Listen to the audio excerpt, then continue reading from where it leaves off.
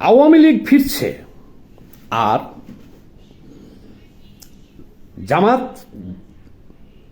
শিবির দেশ ছাড়ছে। আওয়ামী লীগ ফিরছে, তারেক জিয়া রাষ্ট্রীয় ক্ষমতা সরকার গঠন করছে, ডক্টর ইউনূস গং দেশ ছাড়ছে, সাথে সামনে জামাত শিবিরও সিরিয়ালে আছে, তারাও দেশ ছাড়ছে। এটি নিয়ে বিস্তারিত এখানে আলোচনা হবে যে কীভাবে আওয়ামী লীগ এত দ্রুত দেশে ফিরছে এবং কেন ফিরছে। এবার শুনেন, আপনারা অনেকেই জানেন না, বাংলাদেশে জামায়াতে ইসলামকে প্রতিষ্ঠিত করেছে পুনর্জন্ম 1971-এর পরে। তো জামাত সব আত্মগোপনে গেল, পাকিস্তান পালিয়ে গেল, তাদের শীর্ষ নেতাদের নাগরিকত্ব বাতিল হইল, তাদের অস্তিত্ব বিলীপ হইল। 1975 সালে বঙ্গবন্ধু শেখ মুজিবুর রহমান সপরিবারে নিহত হওয়ার পরে যখন রাষ্ট্রীয় ক্ষমতায় জেনারেল জিয়াউর রহমান আসলো, তখন তিনি এই জামায়াতে ইসলামকে সুযোগ দিলেন। জামায়াতে ইসলামের রাজাকার, শীর্ষ রাজাকার শাহ আজিজুর রহমানকে উনি মন্ত্রী পরিষদে নিলেন এবং আওয়ামী লীগ ছাড়া বাকি যে দলগুলো আছিল সেই সব দলগুলোকে, অর্থাৎ জামাতকে পুনর্বাসন করলেন উনি। গোলাম আজমের নাগরিকত্ব ফিরিয়ে দিলেন, বাংলাদেশে তাদেরকে রাজনীতি করার সুযোগ দিলেন ওনারা। এই তো আস্তে আস্তে জামাত পুনর্গঠিত হইতে থাকলো। তার পরবর্তীতে আবার বেগম জিয়া হাত ধরে এই জামাত এই সংসদে গেছে, মন্ত্রী হয়েছে, বেগম জিয়া তাদেরকে মন্ত্রী বানাইছে এবং বাংলাদেশে তাদের এই যে রাজনীতি করার অধিকার, এই বিএনপি তাদেরকে ফিরিয়ে দিয়েছিল। এবারকার 5ই আগস্টের পরিবর্তিত পরিস্থিতিতে হঠাৎ করে সেই জামায়াত বিএনপিকে খাইয়ে ফেলতে চায়, মানে খাইয়ে ফেলছেই। তারেক রহমান দেশে নাই, অভিভাবকহীন বিএনপি 5ই আগস্টের পরে ফ্রাস করে প্রশাসন পুরোটা ক্যাপচার জামাতে নিয়ে নিছে। ডক্টর ইউনূস সহ, ডক্টর ইউনূস নড়াচড়া করতে পারে না, পুরা প্রশাসন। এবং এই 18টা মাস তারা দেশ শাসন করছে, তারেক রহমানের দেশে আসতে দিতেছে না। বৈষম্য বিরোধী ছাত্র আন্দোলন যে এনসিপি গঠন করাইলেন ডক্টর ইউনূস, সেই এনসিপিও হইল শিবিরেরই ছেলেপিলে একটা অংশ। ওই হাদি মঞ্চ বলেন আর বৈষম্য বিরোধী ছাত্র আন্দোলন বলেন আর বৈষম্য বিরোধী ছাত্র আন্দোলন বলেন আর এনসিপি বলেন, জামাত বলেন, সব তো একই। সংস্কারের নামে তারা কালক্ষেপণ করতে থাকে 18 মাস পর্যন্ত। 18টা মাস এখানে কিন্তু বিএনপির কোনো মতামত ছিল না। বিএনপি খালি যায় আর আসে, আমরা তো দেখি। কিন্তু জামাত যে খালি ডক্টর ইউনূসকে বলে, কি বলে, সংস্কার ছাড়া কোনো নির্বাচন নয়, আপনি 5 বছর চালান, 10 বছর চালান, আর সংস্কার করতেই থাকেন। আইন বহির্ভূতভাবে 72-71 মুক্তিযুদ্ধের সকল স্মৃতিচিহ্ন সারা দেশে তছনছ করে দেওয়া, ভাঙিয়া চুড়ে লুটপাট করে দেওয়া। বিএনপি অন্তত একটা সেক্টর কমান্ডারের দল, তাদেরও তো হৃদয়ে আঘাত লাগে, কিন্তু এদের বাধা দেওয়ার মতো কোনো ক্ষমতা ছিল না। এরা মাজার ভাঙতেছে, মন্দির ভাঙতেছে, মসজিদ ভাঙতেছে, ভিন্ন মতাদর্শীদের, সারা দেশে ত্রাসের রাজ্য কায়েম করছে। যেখানে ভাষা শহীদ মিনার দেখতেছে সেটাও ভাঙতেছে, যেখানে মুক্তিযুদ্ধের সামান্যতম স্মৃতিচিহ্ন দেখতেছে সেটাও ভাঙতেছে। সারা দেশে একটা মব সৃষ্টি করছে। এই জন্য এক আজেয় শক্তি, অপরাজেয় শক্তি বিএনপি, এত বড় একটা বৃহৎ দল, এই শক্তির কাছে দেখা গেল তারা একেবারে অসহায়। তারা টু শব্দ পর্যন্ত করতে পারতেছে না। তারা একটা অসহায় নির্যাতনের শিকার মোটামুটি তারাও। আওয়ামী লীগ তো নির্যাতিত হইতেছে, কারণ রাষ্ট্রীয় ক্ষমতাটাও তাদের হাতে চলে গেছে। একটা নির্যাতনের শিকার তারা 18 মাস পর্যন্ত খালি যাইতেছে আর আসতেছে, যাইতেছে আর আসতেছে। কি সংস্কার করবা করো, আমরা সব মানি, তোমরা যে সংস্কার করবা সেই সংস্কারই মানব। নাকে খত দিয়ে বিএনপি বলতেছে মানব, নির্বাচন দাও, যা মান দিবা তাই মানব, যা মান তাই মানব, তাই মানতেছি। এইভাবে 18 মাস গেল, কিন্তু তারপরে বহুত ইতিহাস, তারা যে দেশে আসতে পারতেছে না, আসতে দিতেছে না। ডক্টর ইউনূস আরো 5-10 বছর থাকবে। বিএনপি নির্যাতিত হইতেছে, আওয়ামী লীগ তো নির্যাতিত হয়েছেই। বাংলাদেশটা, পাকিস্তানের জঙ্গিরা বাংলাদেশে আসতেছে যাইতেছে, ভিসা মুক্ত করে দেওয়া হয়েছে। বাংলাদেশ অস্ত্র কিনতেছে, বাংলাদেশের বন্দর আমেরিকাকে লিখে দেওয়া হইতেছে,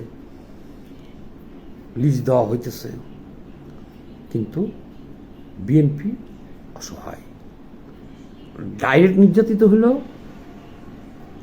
আওয়ামী লীগ, মানে তা তো দেশ ছাড়া হয়েছে, অপরাধ করছে, অভ্যুত্থানের মধ্যে গেছে, যারা আছে তাদেরকে তো যা খুশিতেই করা যাচ্ছে। কিন্তু মাঝখান দিয়ে বিএনপিও অসহায় হয়ে পড়ল। এই জামাত শিবিরের কথা হলো এদের যে এই জোটের, তাদের যখন কনফার্ম হবে যে তারা 200 আসন নিয়ে ক্ষমতায় যাইতে পারবে, দেশ বিদেশের ষড়যন্ত্র করে 80 আসন তো নিয়েই নিছে প্রায়, দেখছেন না? অল্পের জন্য তো রাষ্ট্রীয় ক্ষমতাটা দখল করতে পারে নাই। তাহলে চিন্তা করে দেখেন, আর এই যে সংস্কারের নামে এই 18 মাস কত ধরনের জুলাই সনদ, এই খসড়া সেই খসড়া, 30টা শর্ত, 100টা শর্ত, নোট অফ ডিসেন্টও কোনো কাজে লাগে নাই। নোট অফ ডিসেন্ট দিছে বিএনপি, সেগুলো সব সাইডে রেখে বলছে এইখানে সই করতে হবে। তারা যেটা যেভাবে করে দিচ্ছে সেইভাবে সই করতে হবে। সব সই করছে তারা। সই করার পরেও তারা যে দেশে আসতে পারে না। এই জামাত, যে জামাতকে বাংলাদেশে পুনর্জন্ম দান করছে, লালন পালন করছে, আওয়ামী লীগের হাত থেকে বাঁচাইছে, নাগরিকত্ব দিছে, সংসদে নিয়ে গেছে, মন্ত্রী বানাইছে, হিষ্টপুষ্ট করছে, সেই জামাত রাষ্ট্রীয় ক্ষমতা দখল করে দেশকে পাকিস্তান বানাইব। সেক্টর কমান্ডার জিয়ার 71 শেষ, স্বাধীনতার সপক্ষের শক্তি শেষ, এখন সে দেশে আসতে পারে না। যাক, আমি যে কথা বলছিলাম, সকল ষড়যন্ত্র বিলুপ্ত করিয়া দিয়া, মোকাবেলা করিয়া তারেক রহমান দেশে আসছে। তারপরও জামাতের পাওয়ার কথা 20-25 আসন, তারা প্রায় 70-80 আসন পেয়ে গেছে, 75-80 পেয়ে গেছে। যাক, তারপরও নিরঙ্কুশ ভূমিধস বিজয় তারেক রহমান পাইছে। পাওয়ার সাথে সাথেই তাদের ভিতরে একটা বোধ শক্তি আসছে। এখন আগামীতে কি ঘটতে যেতেছে আমি বলি, এই 18 মাস সংস্কারের নামে যত ছলা কলা করা হয়েছে সংবিধান লঙ্ঘন করে, এগুলো সব বাতিল হয়ে যাবে। কারণ এই ছলাকলাগুলো করছিল জামাতের ক্ষমতা দখল করার জন্য, এগুলো সব অবৈধ। সংসদে 2/3 আসন না থাকলে, সমর্থন না থাকলে সংবিধান সংশোধন করা যায় না। তাহলে এখন কি হতে যাচ্ছে সামনে? নিরঙ্কুশ, সংসদের নিরঙ্কুশ বিজয় হলো কার? স্বয়ং বিএনপির। তাহলে দেখবেন সংসদ গঠিত হওয়ার পরে সেখানে ভোট হবে। সেই ভোটে এই 18 মাসের যত খসড়া করছে সংবিধানের, এগুলো সব কণ্ঠ ভোটে বাতিল হয়ে যাবে। সেখানে একটা ভোট হবে, ভোট হবে। ভোটটা হলো কি, যে এই 18 মাস ডক্টর ইউনূসের ইন্টারিম গভর্নমেন্ট যেসব খসড়া করছে, এগুলো কি সংসদ গ্রহণ করবে? যদি 200-র উপরে সংসদ সদস্য হাত উঠায় যে না, এটা সংসদ গ্রহণ করবে না, তাহলে এটি সব বাতিল হয়ে গেল। এই এক পদ্ধতি। আমরা আরও একটা পদ্ধতির কথা জানি এবং শুনতেছি, হাইকোর্টে একটা রিট হবে। হাইকোর্টের রিট অলরেডি শুনতে পাইতেছি আমরা যে প্রস্তুত হয়ে যাইতেছে, যে ইন্টারিম গভর্নমেন্ট কি সংবিধান সংশোধন করতে পারে? যদি না পারে তাহলে কেন অবৈধ হবে না? এটা একজন হাইকোর্টে রিট করলেই সেটাও অবৈধ হয়ে যাবে। এই তো ডক্টর ইউনূসের 18 মাসের যে ধানাই ফানাই অবৈধ দেশদ্রোহী রাষ্ট্রদ্রোহী কার্যকলাপ, এটি সব শেষ হয়ে যাবে। এই 18 মাসের যা লুটপাট করছে এটা বিচারের আওতায় আসবে 2 নম্বরে। আর 3 নম্বরে, এবার দেশকে জঙ্গি পাকিস্তান বা আফগানিস্তান বানাইতে দেবে না বিএনপি। জিয়াউর রহমান একজন সেক্টর কমান্ডার ছিলেন, মুক্তিযোদ্ধা ছিলেন, উনি উপাধিপ্রাপ্ত মুক্তিযোদ্ধা, ফ্রিডম ফাইটার, তার দল এটা। এখন এই জন্য দেখেন নির্বাচন পরে দিনাজপুরে যে পঞ্চগড়ে বিএনপি এই আওয়ামী লীগ অফিসের তালা খুলে দিয়েছে। আরও বিভিন্ন জায়গায় আমরা শুনতেছি আওয়ামী লীগ অফিসের পতাকা উঠতেছে। আজকে অনেকেই 32 নম্বরে ফুল দিতে গেছে ওই সাহসের থেকে। যদিও এখনও সরকার হলো ইউনূসেরই পুলিশ, এখানে ধরছিল তাও ছেড়ে দিচ্ছে, কিন্তু এখন মনোভাবটা বুঝেন। মনোভাব হলো কি, বিএনপির কথা হলো কি, আওয়ামী লীগের সাথে রাজনীতি করা যাবে, সেয়ানে সেয়ানে লড়াই হবে। আওয়ামী লীগ একটা মুক্তিযুদ্ধের দল, বিএনপি মুক্তিযোদ্ধার দল। দেশকে তালেবান, আফগানিস্তান আর বিশ্বাসঘাতক রাজাকারদের হাত থেকে বাঁচাতে গেলে এই দেশে বিএনপি একলা এই আত্মঘাতী ষড়যন্ত্রকারীদের রুখতে পারবে না। তাহলে কি করতে হবে? মোটামুটি একটা সিদ্ধান্ত আমরা অনুমান করতে পারছি। ডক্টর ইউনূস 18 মাসে যা করছে এগুলো সব বাদ হয়ে যাবে, উচ্চকক্ষ সব বাদ হয়ে যাবে। সংস্কার করা লাগলে এই সংসদ করবে এই নতুন সরকার, আর রুলার চলবে রাজাকারদের উপরে, আর আওয়ামী লীগকে রাজনীতি করার স্বাধীনতা দিবে। আওয়ামী লীগের যারা অপরাধী আছে, যাদের বিচার হচ্ছে, যাদের রায় হয়েছে, তারা আপিল করবে, অপরাধীদের বিচার হবে। কিন্তু আওয়ামী লীগ বড় বড় নেতৃত্ব যারা অপরাধ করছে তাদের বিচার চলতে থাকুক। কিন্তু সারা দেশে আওয়ামী লীগ যখন অ্যাক্টিভ হয়ে যাবে, এবার আওয়ামী লীগ আর বিএনপি, আমরাও এটা মনে করি এবং এটাই করতে হবে।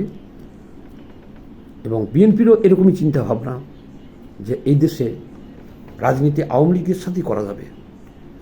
আওয়ামী লীগ করবে, মুক্তিযুদ্ধের সপক্ষের দল যারা রাজনীতি করবে, কিন্তু এই রাক্ষস রাজাকার আলবদর আল শামস এদেরকে নির্মূল করতে হবে। এই উপলব্ধি কিন্তু বিএনপির হয়েছে। এই জন্য বললাম যে আওয়ামী লীগ ফিরছে আর রাজনীতিতে ভিন্ন হিসাব হচ্ছে। সবাই ভালো থাকেন, ভিডিওটা একটু বেশি বেশি করে শেয়ার দিয়ে দিন। ধন্যবাদ।